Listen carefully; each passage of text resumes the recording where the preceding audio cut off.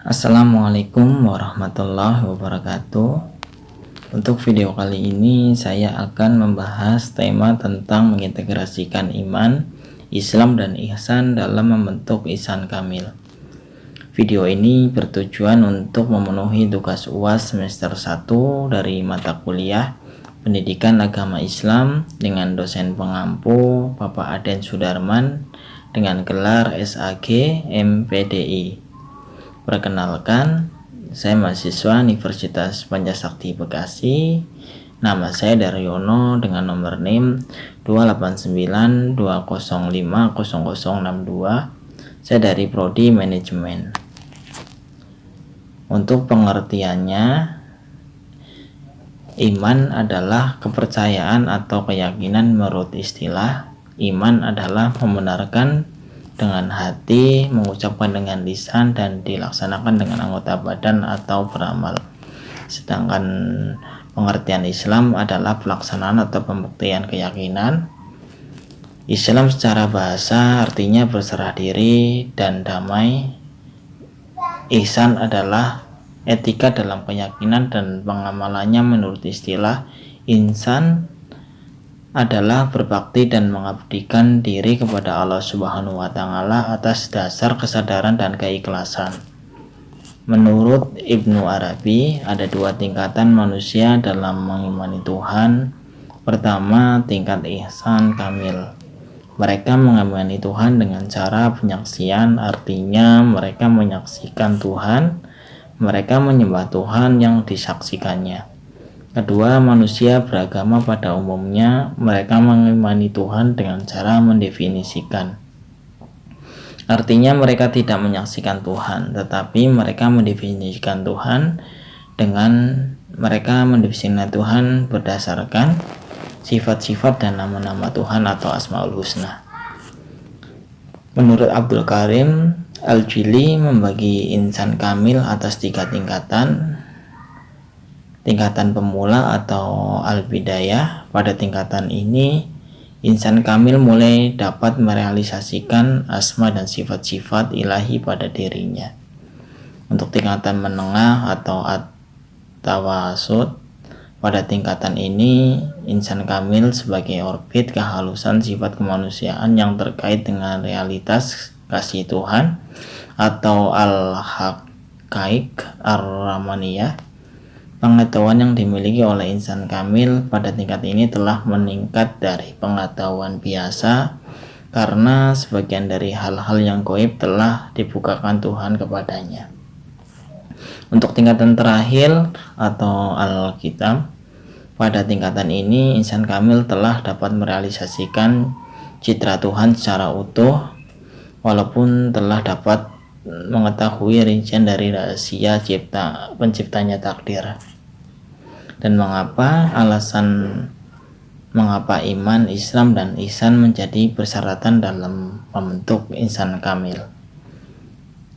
Untuk pengertian insan kamil adalah manusia yang sempurna. Ya, meskipun tidak ada manusia yang sempurna kecuali Nabi, namun Islam, iman, dan ihsan akan membentuk insan kamil itu sendiri menjadi manusia yang lebih sempurna. Ya, Islam atau berserah diri terhadap aturan Allah. Ya, iman atau mengimani Allah itu ada, mengimani rukun-rukun iman. Ya, ihsan atau berbuat baik seolah ia melihat Allah dan dilihat Allah. Dari mengamalkan 3 hal tersebut, maka dia akan terbentuk menjadi insan kamil. Konsep insan kamil, istilah insan kamil atau manusia sempurna, pertama kali diperkenalkan oleh Syekh Ibnu Arabi pada abad ke-14. Ia menyebutkan ada 2 jenis manusia, yakni insan kamil dan monster setengah manusia. Jadi kata Ibnu Arabi, jika tidak menjadi insan kamil, maka manusia menjadi monster setengah manusia. Insan kamil adalah manusia yang telah meninggalkan kemonsterannya. Konsekuensinya, di luar kedua jenis manusia ini, dia manusia yang sedang diproses meninggalkan kemonsterannya dalam membentuk insan kamil. Untuk konsep manusia dalam Al-Quran, secara umum Pembicaraan tentang konsep manusia selalu berkisar dalam dua dimensi, yakni dimensi jasmani dan rohani atau dimensi lahir dan batin.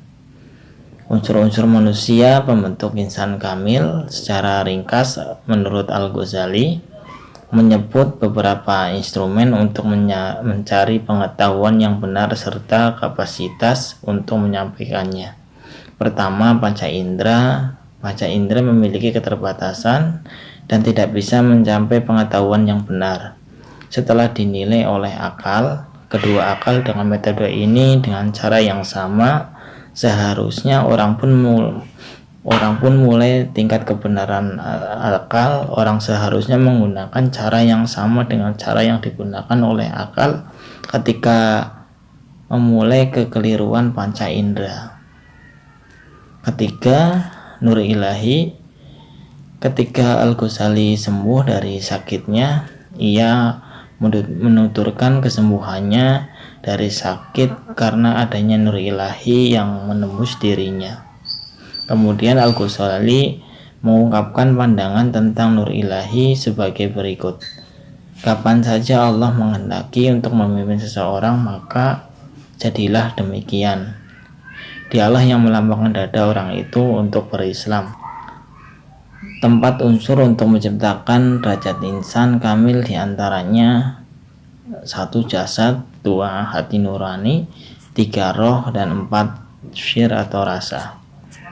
Untuk mencapai derajat insan kamil, kita harus dapat menundukkan nafsu dan syahwat hingga mencapai nafsu mutamaninah. Menurut Imam Ghazali ada 7 macam nafsu sebagai proses, yaitu nafsu amarah, nafsu lawamah, nafsu mulhimah, nafsu mutamainah, nafsu radiyah, dan nafsu mardiyah, serta nafsu kamaliyah. Metode mencapai ihsan kamil secara konkret yaitu memulai sholat jika Tuhan yang akan disembah itu sudah dapat dihadirkan dalam hati sehingga ia menyembah Tuhan yang benar-benar Tuhan. Berniat sholat karena Allah, selalu menjalankan sholat dan keadaan hatinya hanya mengingat Allah. Sholat yang telah didirikan itu dapat mencegah perbuatan keji dan mungkar.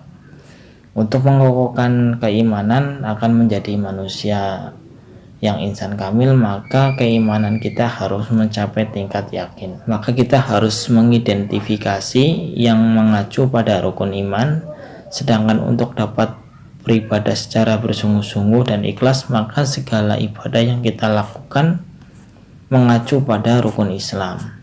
Tips untuk dapat menaiki tangga demi tangga mencapai martabat insan kamil diharuskan melakukan riyadah atau berlatih terus-menerus untuk menakapi makam demi makam yang bisa ditempuh oleh bangsa sufi dalam perjalanan menuju Tuhan.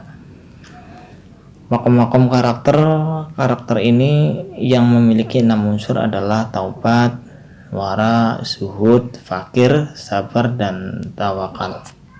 Sekian video dari saya tentang tema mengintegrasikan iman, Islam, dan ihsan dalam membentuk insan kamil, dan saya akhiri. Assalamualaikum warahmatullahi wabarakatuh.